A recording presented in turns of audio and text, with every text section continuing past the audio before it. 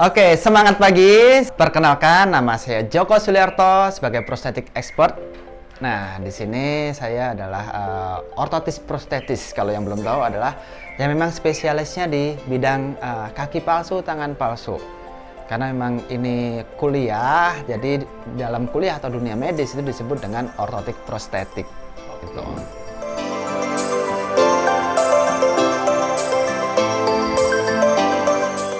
Ada, ya. Jadi kenapa sih saya mengklaim gitu kan ortotik prostetik? Ya karena saya kuliahnya itu di jurusan ortotik prostetik. Itu di Indonesia sudah ada gitu. Nah, kalau kuliah saja memang belum cukup ya, karena masuk ke dalam tenaga kesehatan. Setelah lulus tentunya harus punya STR atau surat tanda registrasi sebagai tenaga kesehatan. Nah, untuk prakteknya pun harus punya surat izin praktek atau SIP. Sehingga ini benar-benar legal, baik dari mana? Dari pemerintah. Ya, kalau dari sisi saya adalah sisi tenaga medisnya, tenaga kesehatannya, ya benar-benar itu SIP itu seperti SIM-nya lah, gitu kan. Gitu.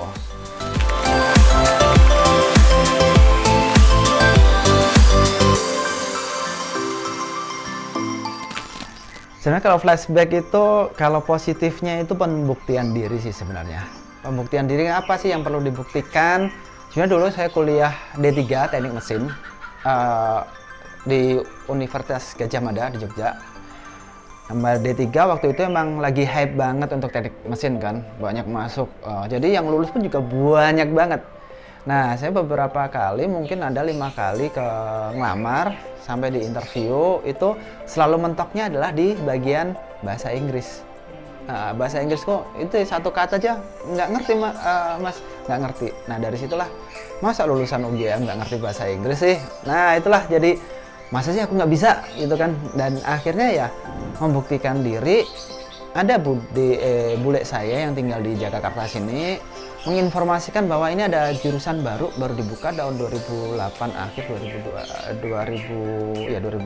2009 itu baru dibuka, ini ortotik prostetik. Apa sih ini? Udah itu jurusan yang memang membuat kaki palsu lah, spesialis di situ. Nah, dari situ, tapi ini syaratnya apa? Kalau nggak mau, kalau ragu-ragu mendingan nggak. Kalau mau ya udah langsung gitu kan.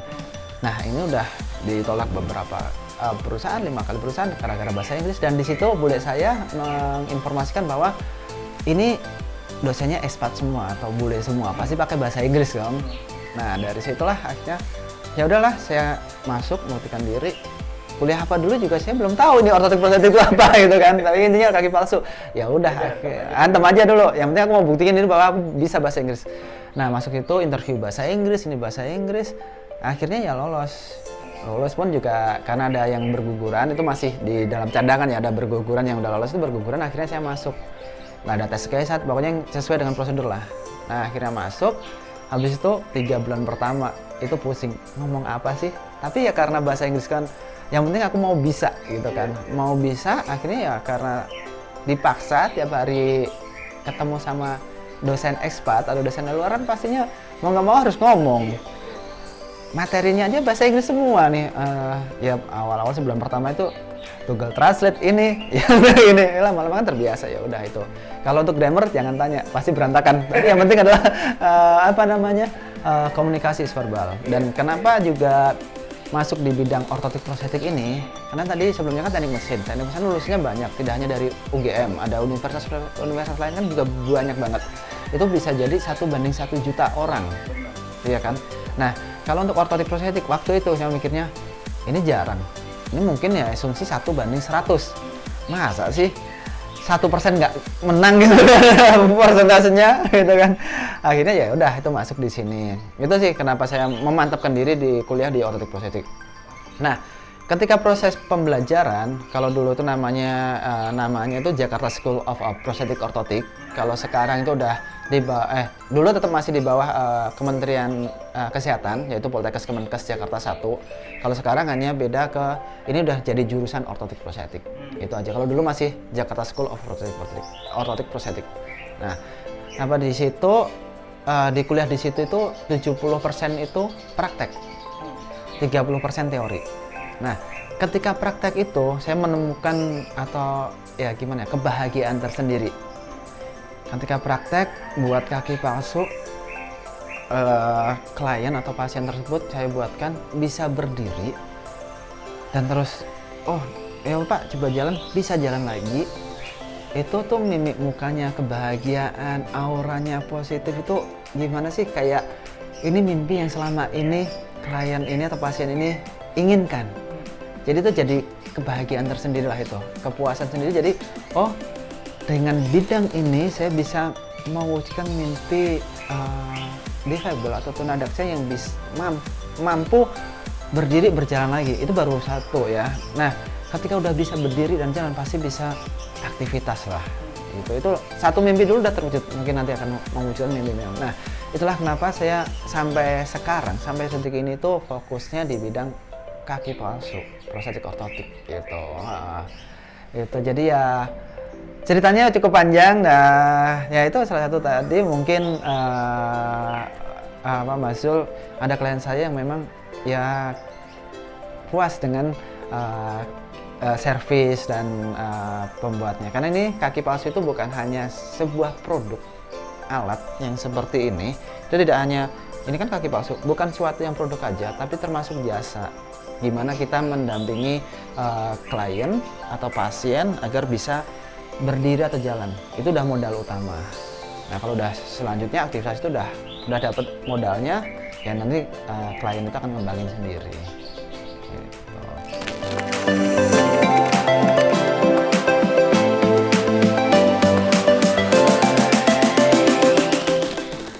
Sebenarnya gini, untuk profesi ini itu adalah profesi ortotis. Kalau orangnya kan prostetis ortotis ya, ilmunya adalah ortotik prostetik. Sebenarnya ini adalah udah lama, tapi memang belum dikenal, memang betul. Dan untuk Indonesia sendiri mungkin masih tenaga kesehatannya masih di bawah 1.000 orang. Iya, masih di bawah 1.000 orang. Itu kan bandingannya berapa?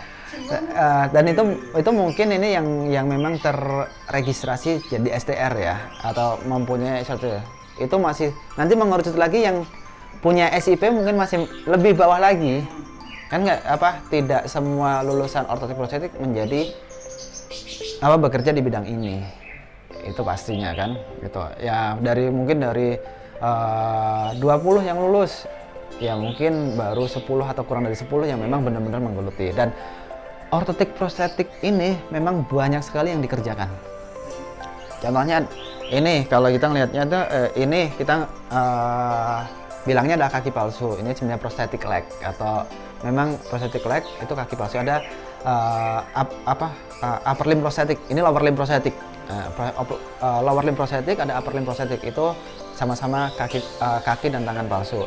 Ada juga yang ortotik saja. Ortotik itu alat bantu yang memang masih punya kaki tapi yang lemah. Ada struktur kaki yang memang sedikit nggak normal, atau memang abnormality di kaki atau di tangan tuh kita butuh alat bantu seperti contohnya kalau dulu kasus-kasus polio, saya jadi kan ini polio kan perlu alat bantu tuh. Nah itu namanya ortotik. Itu luas. Jadi saya mempelajari semua itu, termasuk ya skoliosis. Skoliosis itu mempelajari.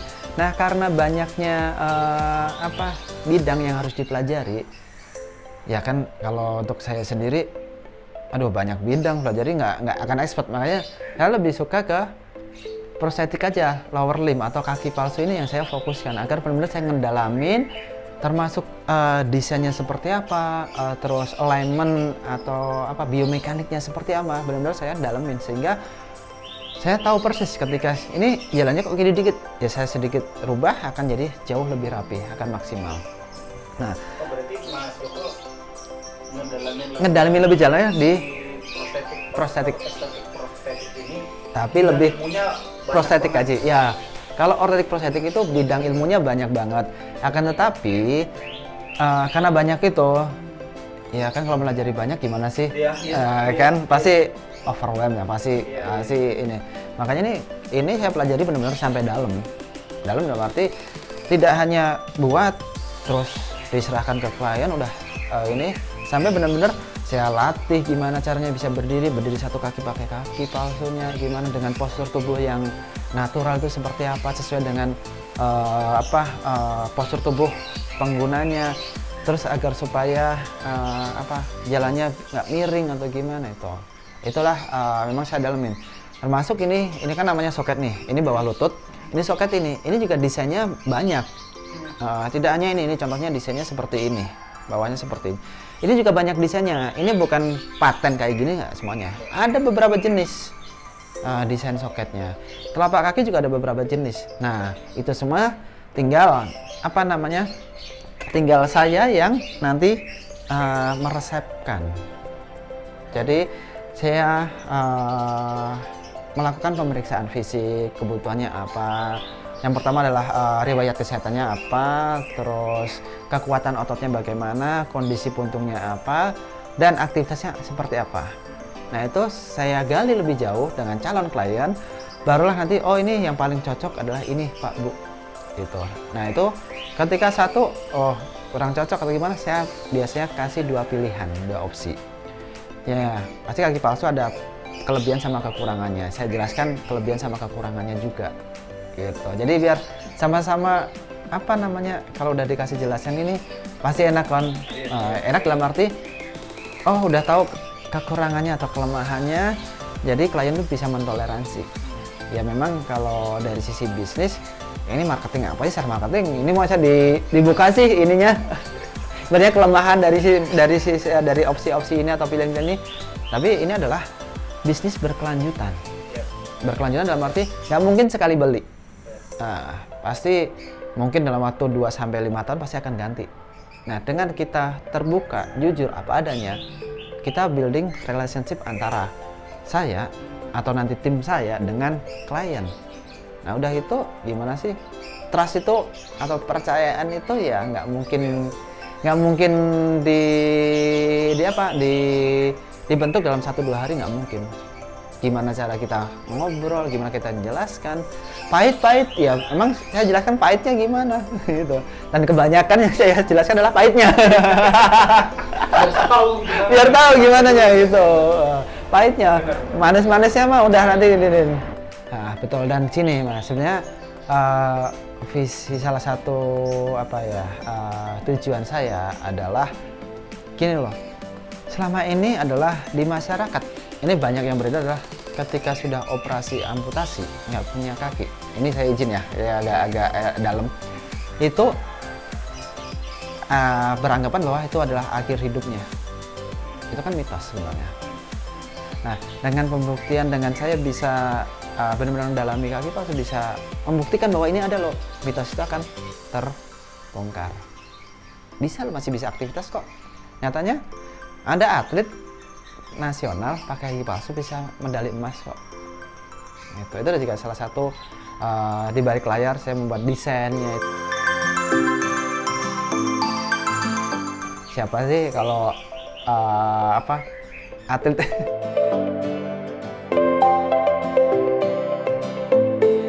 kenal. Dan juga memang di salah satu yang lain itu memang ketika waktu saya masih bekerja, saya juga bekerja sebelum jadi entrepreneur ya, membuat tangan palsu khusus atlet dari India. Itu juga saya pernah, dan feedbacknya bagus mas, saya bisa lebih stabil sini dari ini, tapi ini tangan. Tapi semua itu adalah tetap butuh proses dan waktu.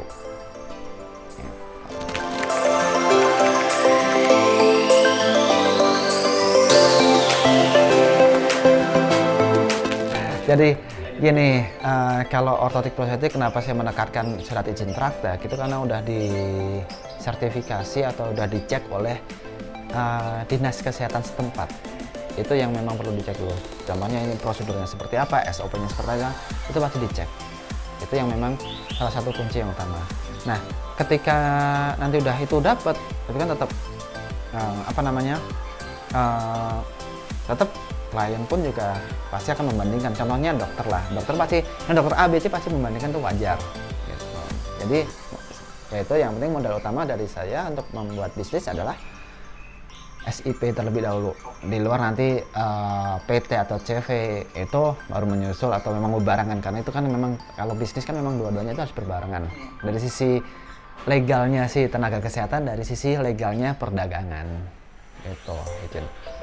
Dan ini yang paling mudah dipahami gini mas, sebenarnya saya juga mau menyampaikan adalah ini untuk education only, tidak bermaksud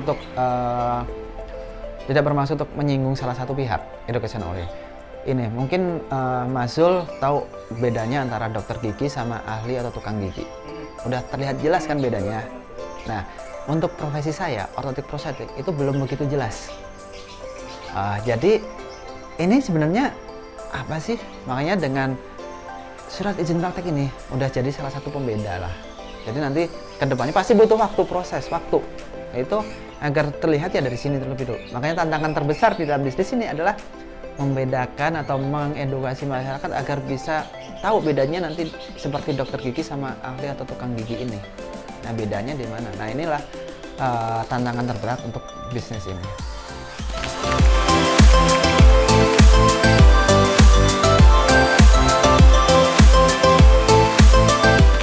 Karena kali khusus itu malah kalau dari Bu Eli itu adalah dokter, saya izin, dokter yang mencari saya. Jadi sebenarnya dulu saya pernah kerjasama dengan dokter. Itu memang saya dekat, juga sampai sekarang pun untuk praktek mandiri pun juga didukung sama itu dokter rehab yang sudah senior, sekarang udah pensiun. Nah, dokter tanya ke dokter, siapa yang bagus buat prostetik? Itu akhirnya dikasihlah nomor saya. Nomor saya, akhirnya telepon, komunikasi, saya ketemu langsung, gimana saya jelaskan. Oh ya udah, yaitu dengan si Ibu Eli ini. Itu lanjut ya, akhirnya dilihat, oh hasilnya seperti ini ya. Sekarang semakin banyak lah. Maksudnya banyak dalam arti dari dokter menginformasikan ini ada calon klien. Nah, ketika refer tersebut tuh belum tentu jadi karena faktornya banyak. Ya contohnya tadi kan saya sudah menjelaskan bahwa saya lebih banyak pahitnya yang saya jelaskan. Kan ada orangnya, ini sales apa enggak sih ini? Masa jelasinnya jelasnya enggak ada yang bagus-bagus? Ya karena tujuan saya adalah building trust tapi long lasting, seumur hidup.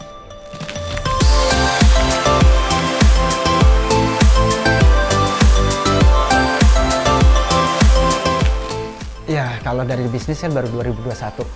Sebelumnya karyawan tuh ya udah tinggal ada kerjaan, kalau enggak ya udah diam aja kan pastinya. Tapi kalau entrepreneur kan enggak seperti itu, atau bisnis itu enggak seperti itu. Pasti gimana caranya dapat calon klien ataupun nanti jadi di switch ke klien. Nah, itu memang banyak. Contohnya ya kalau saya dari bawah tetap ya channel YouTube, terus ikut yang forum seperti kalau kemarin kan saya ketemu Mas Zul di program Future Maker, itu juga salah satu biar ternyata ada loh. Mas Zul sendiri juga baru tahu ada loh. Nah, itulah salah satu education yang buat saya. Ya enggak maksudnya agar orang tahu terlebih dahulu gitu. Nah, itu di sisi lain di situ. Itu dari sisi bawah. Kalau dari sisi atas saya ikut komunitas business owner. Nah, jadi kan di Indonesia juga banyak kok business owner. Jadi ikut komunitas business owner, para business owner agar supaya ini loh ada profesi saya ketika nanti enggak, yang penting tahu, ibaratnya yang penting tahu gitu kan. Oh, tahu ya, ada bedanya ya. Seperti tadi dokter gigi sama tukang gigi udah tahu bedanya. Nah, ini udah mulai strategi biar tahu nih ada ini. Ya jangan sampai nanti dari perusahaan yang memang entrepreneur ini ada program CSR tapi dikerjakan program CSR kaki palsu itu, tapi yang dikerjakan oleh orang yang memang belum mempunyai sertifikasi atau surat izin praktek itu kan juga sayang gitu. Dan itu saya pun juga ikut komunitas grup grup untuk tunadaksa. Itu memang keluhannya adalah ketika dapat bantuan, mungkin setelah seremoni serah terima itu ya udah, setelah itu nggak ada follow up-nya, dipakai apa enggaknya nggak tahu. Nah, itu akhirnya mas ada channel nggak buat yang ke arah ini, yang charity atau CSR ini, biar ini tuh infokan bahwa ini loh, setelah ini hanya mungkin dari ini hanya di bawah 10%, mungkin di bawah 5% yang bisa dipakai, bukan bisa dipakai, terpaksa memakai. Itu yang memang ya itu salah satu kenapa saya masuknya ke business owner atau entrepreneur gitu. Oke,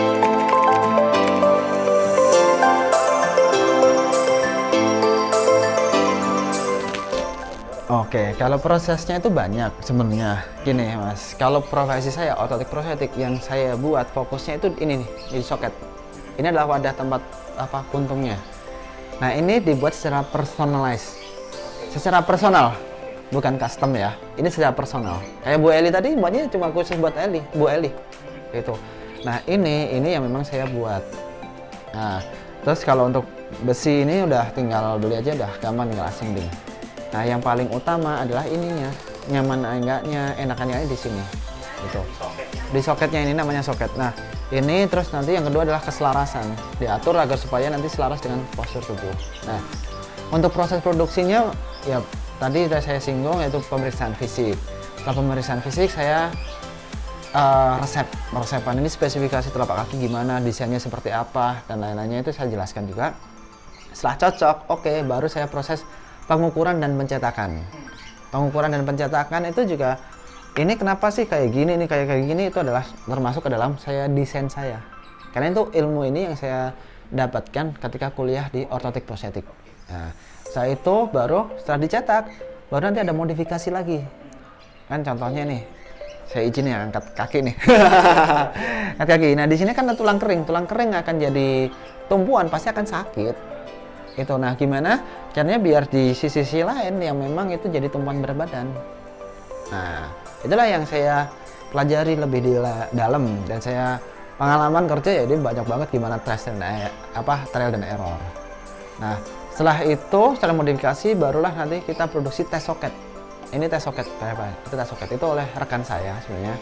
Kalau udah di luar, pokoknya produksi ini udah jadi modif udah jadi, produksi tes soket, habis produksi tes soket yang plastik ini udah jadi, baru saya fittingkan atau pengepasan itu yang pertama kami cek adalah soketnya, terus yang kedua adalah tinggi prostetiknya, tinggi kaki palsunya sama nggak sama yang sebelahnya, terus yang ketiga itu keselarasan antara postur tubuh nih, kan ini ada lutut badan nih, dari kepala sampai kaki itu saya cek, dari sisi samping sama dari sisi depan atau belakang. Itu saya cek.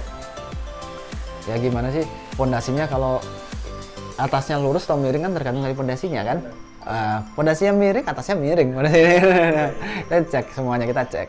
Nah kita cek, terus habis itu kita cek, terus kita yang utama adalah gini, latihan berdiri satu kaki. Itu kita ada program pendampingannya. Kita dampingin. Main tadi ada siapa? Mungkin Bu Eli ini didampingin terus. Ya memang jalan itu mudah, tapi jalan yang memang benar rapih, natural itu sulit. Fondasinya di berdiri satu kaki di kaki palsunya, tentunya dengan postur tubuh yang tepat. Kalau berdirinya miring-miring, jalannya pasti akan miring-miring. Nah, itu tuh ini. Makanya ketika saya juga ada ikut komunitas itu, Mas kenapa punggung saya sakit, yaitu salah satunya adalah karena jalannya miring. Terus menurut jalan miring gimana sih? Pasti ada yang pegel-pegel karena ada otot yang bekerja yang nggak seimbang antara bagian kanan sama bagian kiri. Nah itulah kami dampingin agar benar senatural mungkin. Berdiri satu kaki mampu, ketika udah berdiri satu kaki mampu tanpa pegangan. Tapi ini tergantung dari umur ya pastinya, tergantung dari fisik, semuanya dari fisik. Itu baru nanti jalan memang mudah. Ini pondasinya berdiri satu kaki di kaki palsunya dengan postur tubuh yang tepat. Itu yang yang jadi fondasinya gitu. Setelah itu ya udah jalan aman. Habis jalan barulah, ini kan masih tes soket nih semuanya. Kalau ada revisi ada yang kurang enak ya saya revisi dulu di bagian soketnya karena itu yang utama. Nah itu baru oke, jalan oke, nggak ada masalah, barulah saya ganti ke final soket. Finalnya dari karbon resin dan lain lebih kuat, dan nanti setelah itu baru serah terima dan follow up kembali pastinya. Follow up saya ngecek soketnya gimana, tingginya gimana, cara jalannya gimana, saya cek kembali per 1, 3, 6, 12 bulan dan selanjutnya saya cek juga.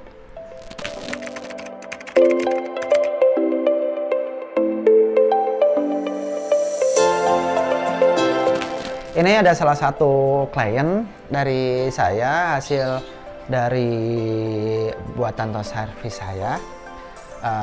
Produk dan servis ya, nggak hanya produk dan ini. Produk dan servis saya namanya Bu Eli. Beliau sudah ketemu saya melalui dokter dan juga beliau sudah pengalaman memakai kaki yang sebelumnya, kaki palsu yang sebelumnya beli sendiri, dan dibandingkan kaki palsu yang buatan saya itu pasti adalah bedanya. Nah, lihat nanti di videonya info-info atau feedback atau kesan atau apapun lah itu dari Bu Eli. Gitu.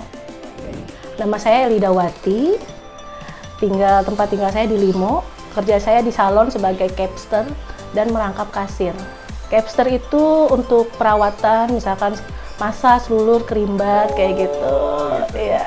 Oke.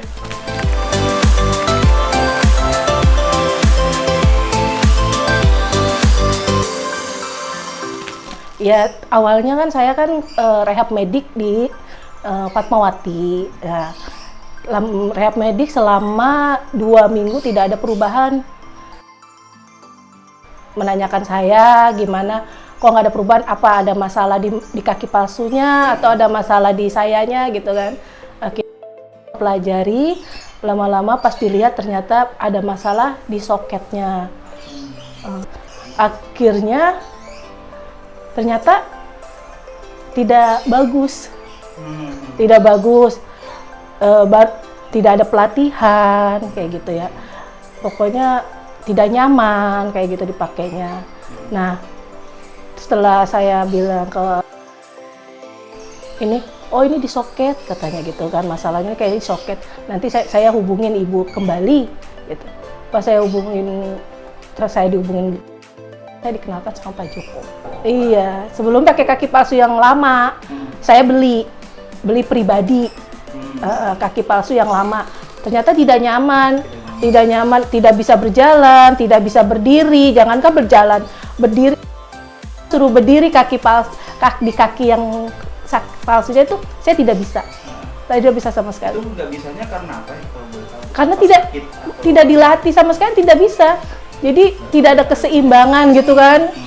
Jadi saya gimana caranya saya berdiri di kaki satu, saya nggak bisa dok kayak gitu kan. Kenapa nggak bisa, emang tidak dilatih di rehab mediknya? Tidak, cuma dilatih berjalan. Dan petugas yang kaki palsu yang awalnya saya gunakan itu dia tidak dilatih, langsung dikasih kaki palsu terus langsung suruh belajar sendiri. Sedangkan saya tidak ngerti belajarnya seperti apa gitu ya.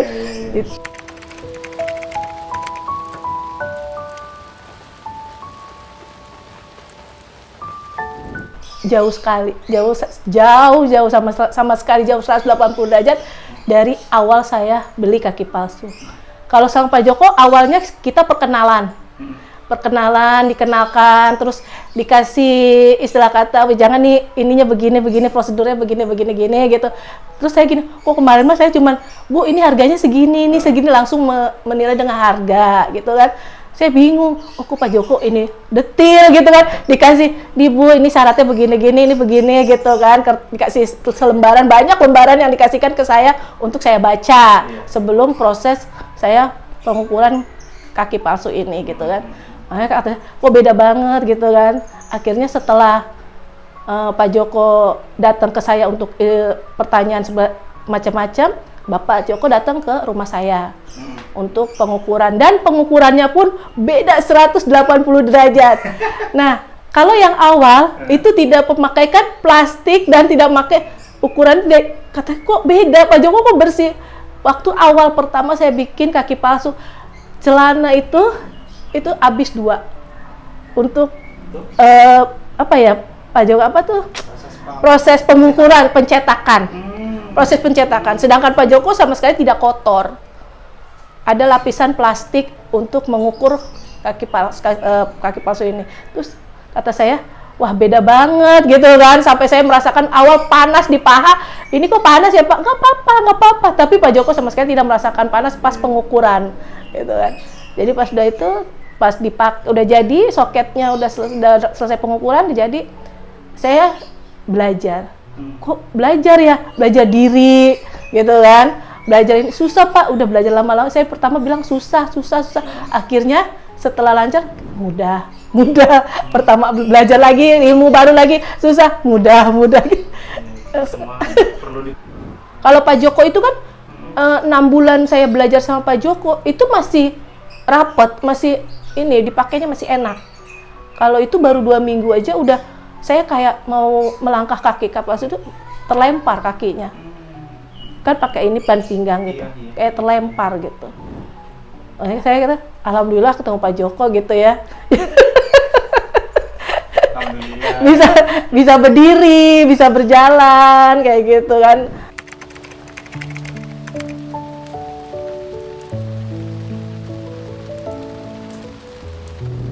Dari kemudahan makainya untuk sekarang mungkin masih belajar ya memakainya, karena kan agak susah juga, tapi lama-lama nanti bisa kok dipelajari ininya. Agak makainya gampang sih sebenarnya mah, kalau kita tahu cara taktiknya makanya gampang. Hah? Nyaman banget. Nyaman ya. Iya.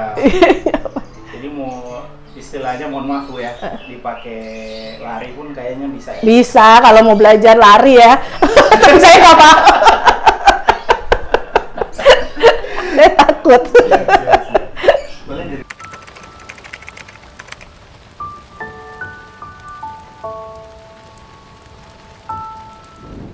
Ya saya biasa aja kerja, dipakai untuk kerja. Kemarin Lebaran pakai seharian berjalan tidak ada masalah gitu kan, Nyaman ya. nyaman. Hanya pas di tangga doang kan agak turun pelan. Belum itu. Iya. Pasti butuh belajar lagi ya. Saya sehari-hari di depan kasir melayani tamu yang datang, ya kan, memberikan pelayanan. Terus saya kalau ada tamu saya pegang tamu, kerimbat kayak gitu, massage, lulur, facial gitu. Itu yang saya lakuin di salon. Oke. Dan semua itu dipermudah ya. Ya mudah sekali. Iya, dengan bantuan kaki palsu mudah.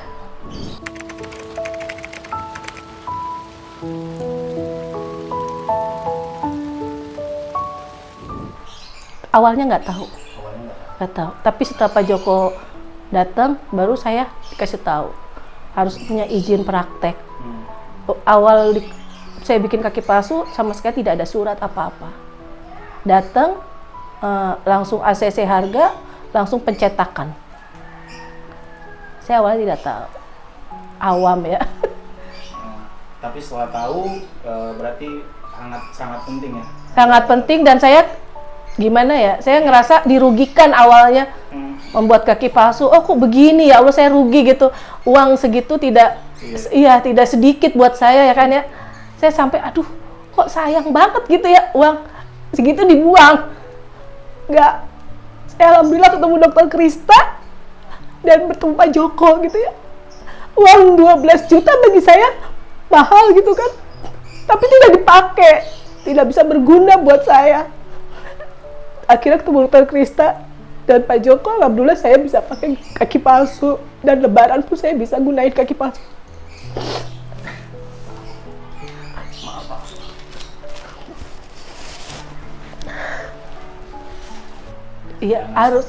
Iya harus tahu, kalau kita bisa minta pertanggungjawaban. Kalau tahu ya, kalau sekarang saya minta pertanggungjawaban siapa gitu. Sayang kan uang segitu dibuang. Beneran. Habis uang tabungan ya kan, harus buat ini buat itu. Saya relain rumah saya bocor demi beli kaki palsu, ternyata kaki palsu tidak bisa digunakan.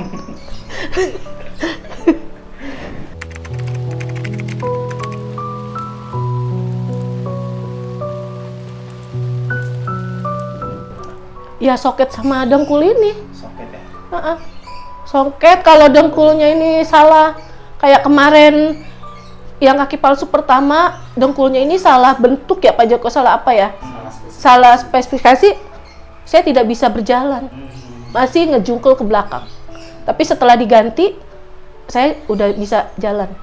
Mungkin kalau dari awal saya diganti, lebih bisa, lebih ini ya, lebih cepet bisanya gitu. Soketnya yang ini, ya. Nah kalau salah ini dengkulnya, sama juga tidak bisa berjalan. Untuk maju susah, pasti terjungkel ke belakang. Pemilihan dengkul dan soket ini Itu penting sekali.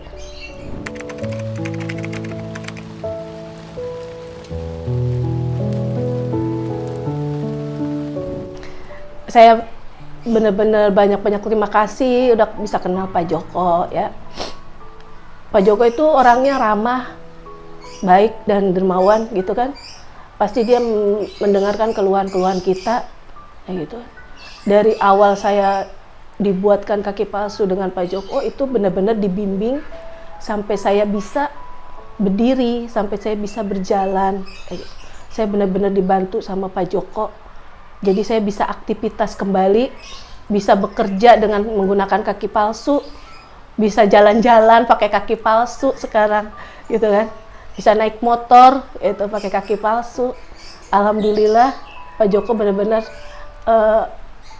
yang dikirim Allah kali buat saya gitu ya, sehingga saya bisa pakai kaki palsu lagi, bisa beraktivitas. Iya. Bisa ketemu keluarga lagi. Iya, bisa ketemu keluarga. Udah mulai nggak malu. Iya. Lebaran tahun lalu saya masih malu ketemu keluarga. Sekarang udah nggak malu karena saya udah bisa berdiri kaki saya 2 kaki. Gitu. Mereka tidak melihat saya cacat. Lihatnya oh ini normal. Saya kemarin masih malu. Sekarang alhamdulillah saya udah nggak malu. Udah bisa pulang ke Depok dengan kaki palsu. Udah bisa berdiri gitu kan. Ternyata oh katanya Eli cacat, ternyata enggak gitu. Ada kuncian seperti itu.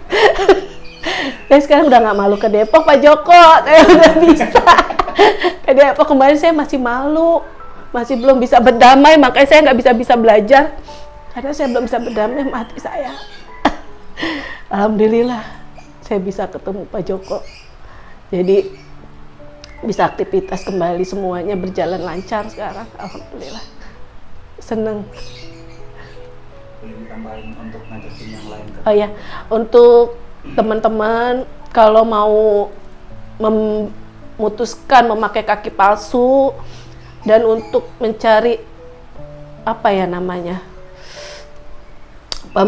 pengrajin kaki palsu itu harus yang mempunyai sertifikat, harus yang mempunyai istilah kata biar tidak merasa dirugikan seperti saya.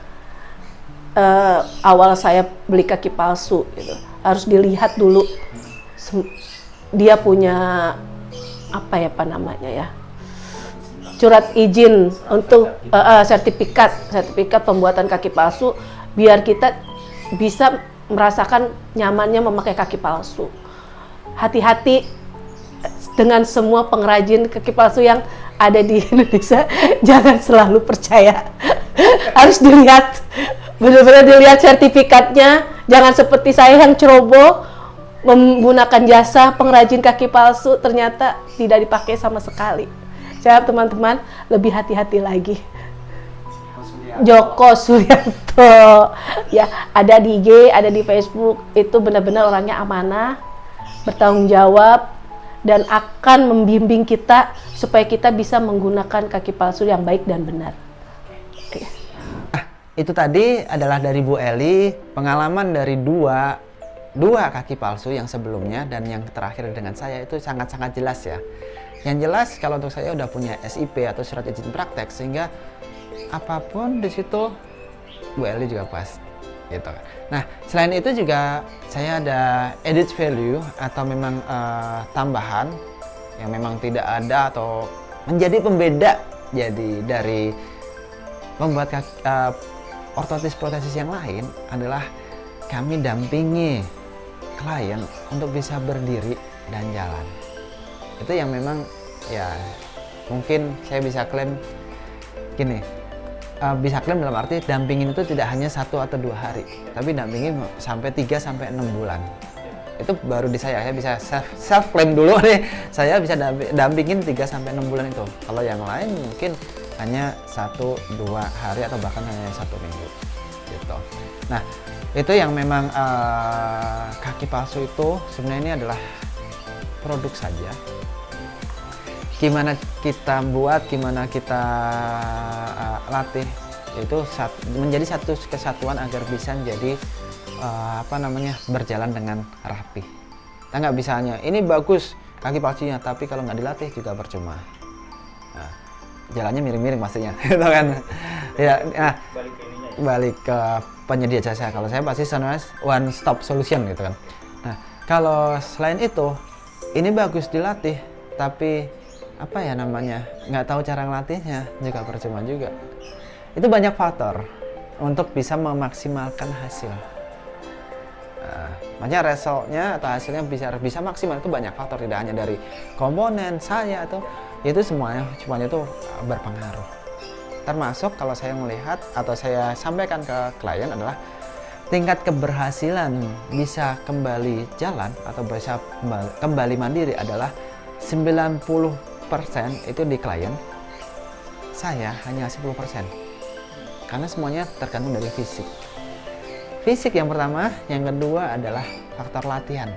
Saya udah kasih panduan program latihan, tapi nggak dilaksanakan, percuma. Istilah lebih mudahnya adalah, saya adalah pelatih, klien adalah atletnya. Itu aja. Oke, gitu. Itu tadi informasi dari saya. Semoga informasi ini sangat berguna, baik dari sisi sekarang ataupun nanti. Nah, memang profesi saya ortoped prostetik itu baru, sehingga mungkin butuh teman-teman yang butuh konsultasi atau ada pertanyaan, saya siap menjawab semuanya atau konsultasi. Silahkan hubungi saya di 0877 864 1838 atau ke Instagram sama YouTube saya, namanya Bineka Prostetik N. Bineka Prostetik itu. Oke, dan di situ juga ada nomor WhatsApp saya juga, nomor telepon saya juga ada. Semuanya lengkap di situ.